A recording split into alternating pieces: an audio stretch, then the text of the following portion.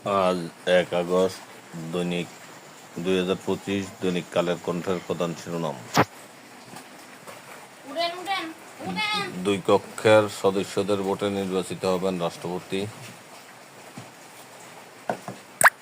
এটি বাংলাদেশের গুরুত্বপূর্ণ কূটনৈতিক বিজয়। প্রধান উপদেষ্টা,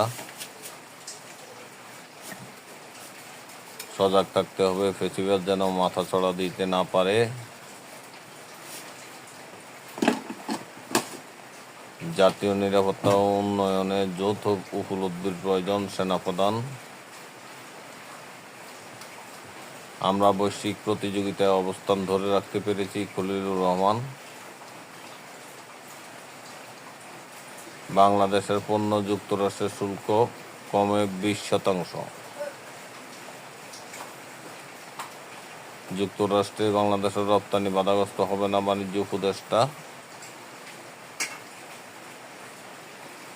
উগ্রবাদ যাতে না বাড়ে সে সজাগ থাকতে হবে।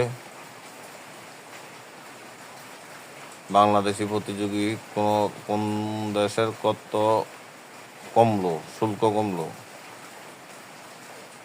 সরকারি বাসা বরাদ্দের 10 দিনের মধ্যে দখল নিতে হবে।